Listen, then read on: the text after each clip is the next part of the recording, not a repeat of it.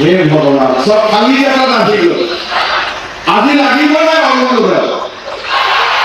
নে আজি নিদিলে হ'ব নেকি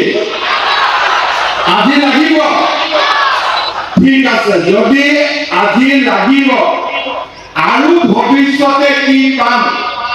ধুনীয়াকৈ মোৰ কথাখিনি শুনি থাকিব আৰু মই আপোনালোকক ভাল ভাল কথা কম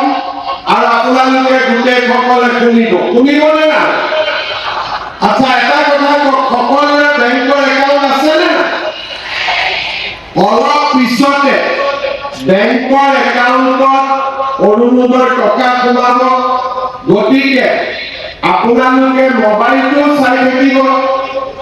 কাৰ কাৰ মোবাইল আছে আৰু মোবাইল কাৰ কাৰ নাই হাত দাঙকচোন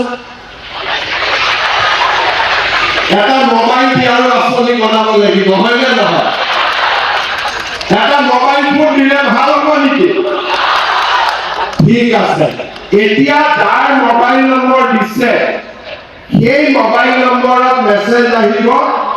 আজিৰ দিনটোৰ ভিতৰতে আমাৰ অৰুণোদয়ৰ টকা আজিয়ে সোমাই যাব হ'ব আজি আমাৰ মাজত অসমৰ মুখ্যমন্ত্ৰী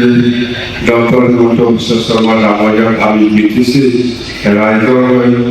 ধন্যবাদ দিছোঁ যে আজিৰ দিনত গোটেই বিটিচি অঞ্চলৰ ৫খন জিলাত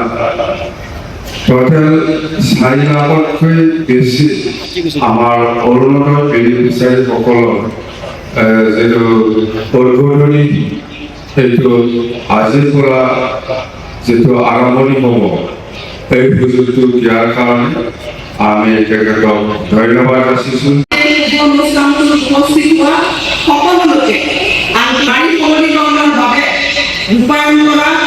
এই অন্যতম অভিলাষী আঁচনি হৈছে অৰুণোদয় 2020-21 বৰ্ষৰ বাজেট ভাষণত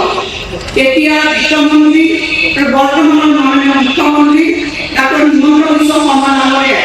এই অভিলাষী আঁচনিখনৰ ঘোষণা কৰিছিল এই আঁচনিৰ লক্ষ্য হৈছে নাৰীসকলক সবলীকৰণৰ জৰিয়তে সমাজখনক বলিষ্ঠভাৱে আগবঢ়াই লৈ যোৱা 2020 চনৰ 1 ডিচেম্বৰত আনুষ্ঠানিকভাৱে আৰম্ভ কৰা এই আঁচনিখনৰ অধীনত 2020-21 বিত্তীয় বৰ্ষত 2 লাখতকৈ কম গৰাকী থকা পৰিয়ালসমূহক প্ৰতি মাহে 830 টকাকৈ নৱেম্বৰ 2020 পৰা কাৰ্যকৰী হোৱাকৈ বেংকৰ জৰিয়তে আৰ্থিক সাহায্য প্ৰদান কৰা হৈছিল ইয়াৰ পিছত 2021 চনৰ অক্টোবৰ মাহৰ পৰা প্ৰায় 19 লাখ পৰিয়ালক সামৰি ধনৰ পৰিমাণ 1000লৈ বৃদ্ধি কৰা হ'ল আৰু ইয়াৰ উপৰি 2022 চনৰ অক্টোবৰৰ পৰা প্ৰতিজন হিতাধিকাৰী বিদ্যুতৰ ৰাজসাহায্য হিচাপে অতিৰিক্তকৈ 250 টকাকে প্ৰদান কৰি মুঠ 1250 টকাকে প্ৰতিগৰাকী হিতাধিকাৰী বেংকৰ জৰিয়তে এই ধন প্ৰদান কৰা হয় 2022-23 বৰ্ষত অৰুণোদয় 2.0 মুকলি কৰা হ'ল আৰু ইয়াৰ পিছত আমি এই আঁচনিখনৰ